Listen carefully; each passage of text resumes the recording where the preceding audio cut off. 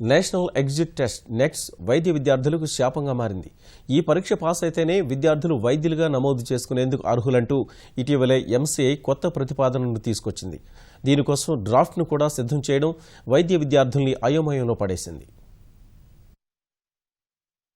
దేశంలో వైద్య విద్య ప్రమాణాలు పడిపోతున్నాయంటూ మెడికల్ కౌన్సిల్ ఆఫ్ ఇండియా ఇటీవల ప్రత్యేక పరీక్ష నిర్వహణను తెరమీదకు తీసుకొచ్చింది. నెక్స్ట్ పేరుతో నిర్వహించే ఈ పరీక్ష విధి విధానాలపై ముసాయిదా విడుదల చేసింది. ఈ నిర్ణయం ప్రకారం చూస్తే ఎంబీబీఎస్ పూర్తి చేసిన ప్రతి విద్యార్థి ఎంసీఐ నిర్వహించే నెక్స్ట్ పరీక్షలో తప్పనిసరిగా ఉత్తీర్ణత సాధించాల్సి ఉంటుంది.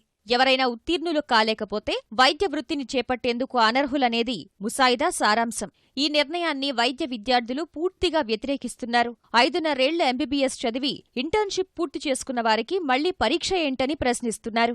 ఈ నిర్ణయానికి వ్యతిరేకంగా ఫిబ్రవరి 1న దేశవ్యాప్తంగా నిరసన చేపట్టనున్నారు. మాకు క్లినికల్ నాలెడ్జ్ వచ్చే పీరియడ్ తగ్గిపోతుంది కాబట్టి ఈ ఎగ్జామ్ వద్దు. అదేదో ప్రతి ఏ ఇయర్కి ఆ ఇయర్ పెట్టేసుకుంటే విల్ బి మోర్ బెనిఫిటెడ్. ఇప్పుడు మళ్ళీ మేము 4.5 సంవత్సరాల తర్వాత ఎంబీబీఎస్ చదివాక నెక్స్ట్ ఎగ్జామ్ అని ఇంకో ఎగ్జామ్ రాయాలి అంటున్నారు.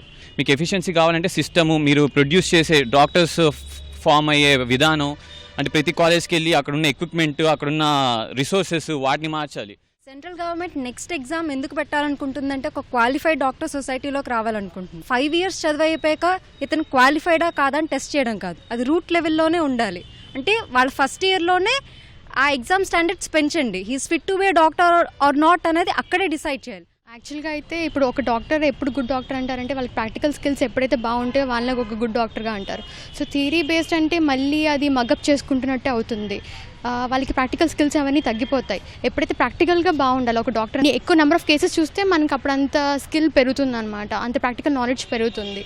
ఈ ఎగ్జామ్ వల్ల అంత బెనిఫిట్ ఉండకపోవచ్చు అని నేను అనుకుంటున్నాను. నాణ్యమైన వైద్యులను సమాజానికి అందించాలంటే ప్రస్తుతం ఉన్న పాఠ్యాంశాల్లో పూర్తి మార్పులు తీసుకురావాల్సిన అవసరం ఉందని ఇండియన్ మెడికల్ అసోసియేషన్ అంటోంది. రోగులకు సేవ చేసే ఏడాది సమయంలో జూనియర్ వైద్యులను తిరిగి పుస్తకాలు చదవమని చెప్పడం సమంజసం కాదని వారంటున్నారు. ఎగ్జామినేషన్ పెట్టడానికి వ్యతిరేకం కాదు, కాకపోతే ఒకటి ఏంటంటే పెట్టే విధానం తప్పు.